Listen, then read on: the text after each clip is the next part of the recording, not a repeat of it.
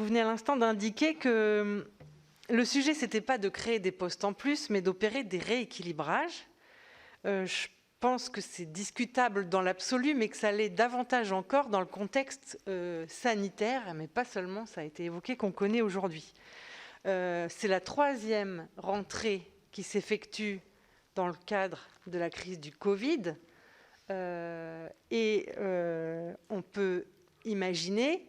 même si on ne le souhaite pas, que cette situation dure, alors avec différentes phases qui ne sont pas toutes du même ordre, mais qui nécessitent de mettre en place des dispositifs qui permettent, parce que vous le souhaitez, et je crois que l'ensemble de la communauté éducative, mais même les collectivités territoriales, et je pourrais lister l'ensemble des acteurs, souhaitent et se mobilisent pour que les enfants et les jeunes puissent continuer d'être scolarisés, éduqués dans ce contexte, et ça me paraît effectivement très important. Donc à mon tour, je veux alerter sur la diminution des équivalents temps plein dans le secondaire, qui nous crée beaucoup de problèmes, avec effectivement une mention particulière, si je peux le dire comme ça, pour les lycées agricoles. Je ne vais pas le développer, sinon je serai trop longue, et le président me regarde déjà, mais qui jouent leur survie. Donc il faut vraiment y être très très attentif. Et puis sur le fait, d'autres collègues l'ont dit avant moi, que les heures sup, même si en volume, elles sont là et semblent compenser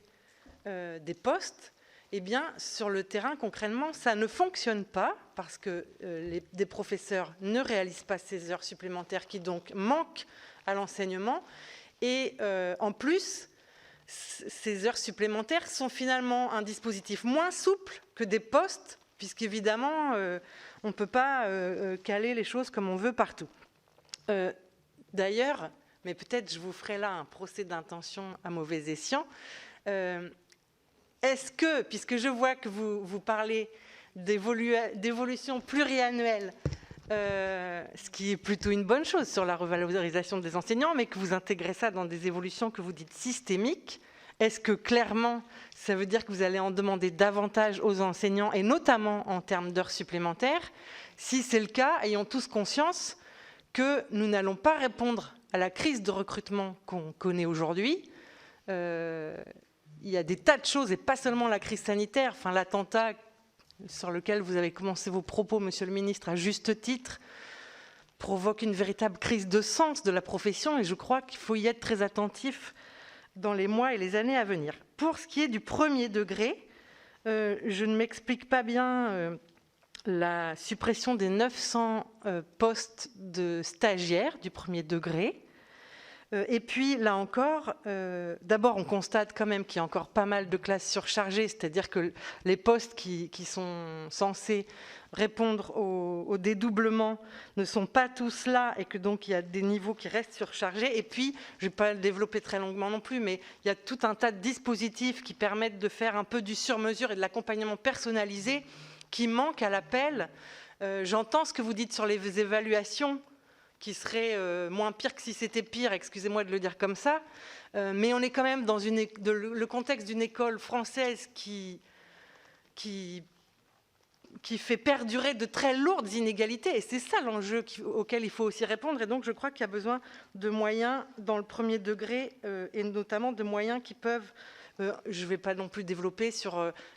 comment il faut épauler les directeurs d'école dans le contexte, parce qu'ils sont submergés de tas de questions à gérer, et qu'il y a un travail qui a été fait ici là-dessus, des mesures à mettre en œuvre de ce point de vue-là.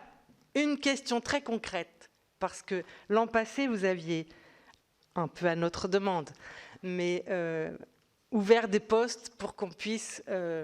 travailler sur le milieu rural. Mais je constate que déjà, et à nouveau, des pressions s'exercent sur notamment les écoles à classe unique. Donc, dites-moi, s'il vous plaît, Monsieur le Ministre, que vous n'envisagez pas de faire marche arrière et que vous allez continuer d'investir dans l'école en milieu rural. Un dernier mot, je suis vraiment trop longue sur les mesures de revalorisation. Moi, j'ai été frappée sur la manière dont les primes sorties du Ségur de la santé ont généré du mécontentement, alors qu'en général, une prime, c'est plutôt bienvenu. Parce que ça a été vécu, et on peut le comprendre, comme de très grandes inégalités, et parce qu'il y a eu beaucoup d'oubliés. Et je crains que les mesures que vous annoncez depuis hier ou aujourd'hui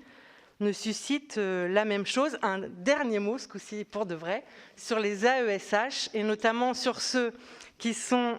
hors titre 2, et qui, du coup, du fait de ce statut, si on peut le dire ainsi,